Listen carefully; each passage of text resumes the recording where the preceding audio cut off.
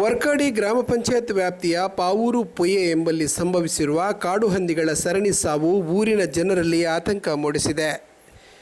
ಪೊಯ್ಯೆ ಪಳ್ಳತೋಡಿ ನೆಕ್ಕಳ ರಸ್ತೆಯಲ್ಲಿ ಗುರುವಾರ ಒಂದು ಕಾಡು ಹಂದಿಯ ಮೃತದೇಹ ಪತ್ತೆಯಾಗಿತ್ತು. ಅದರ ಹತ್ತಿರವಿದ್ದ 4 ಕಾಡು ಹಂದಿ ಮರಿಗಳು ಜನರು ಹತ್ತಿರ ಬರುತ್ತಲೇ ಓಡಿ ಕಣ್ಮರೆಯಾಗಿತ್ತು. ಸುತ್ತಲೂ ಹಬ್ಬಿರುವ ದಟ್ಟ ಕಾಡು ಮಧ್ಯೆ ಕೂಡ ವಾಸನೆ ಬರುತ್ತಿದ್ದು ಇನ್ನಷ್ಟು ಕಾಡು ಹಂದಿಗಳು ಮೃತಪಟ್ಟಿರುವ ಶಂಕೆಯನ್ನು ಸ್ಥಳೀಯರು ವ್ಯಕ್ತಪಡಿಸಿದ್ದಾರೆ. ಮಾಹಿತಿ ಪಡೆದ ಸ್ಥಳೀಯ ವೈದ್ಯಾಧಿಕಾರಿ ಡಾಕ್ಟರ್ ರೋಸ್ ಮೇರಿ ಹಾಗೂ ಅರಣ್ಯ ಇಲಾಖೆ ಅಧಿಕಾರಿಗಳು ಗುರುವಾರ ಸ್ಥಳಕ್ಕೆ ಭೇಟಿ ನೀಡಿ ಮೃತದೇಹಗಳ ಮರಣೋತ್ತರ ಪರೀಕ್ಷೆ ನಡೆಸಲಾಗಿದ್ದು ನಿಖರ ಫಲಿತಾಂಶಕ್ಕಾಗಿ ಮೃತದೇಹದ ಮಾದರಿಗಳನ್ನು ಕಣ್ಣೂರಿನಲ್ಲಿರುವ ರೀಜನಲ್ ಡಿಸೀಸ್ ಡಯಾಗ್ನೋಸ್ಟಿಕ್ ಲ್ಯಾಬೊರೇಟರಿಗೆ ಕಳುಹಿಸಲಾಗಿದೆ ಎಂದಿದ್ದಾರೆ. ಕಾಡು ಹಂದಿಗಳು ಸತ್ತು ಬೀಳುವುದರಿಂದ ಯಾವುದಾದರೂ ರೋಗಗಳು ಜನರಿಗೆ ಬಾಧಿಸಬಹುದು ಎಂಬ ಆತಂಕ ಸ್ಥಳೀಯರಲ್ಲಿದೆ.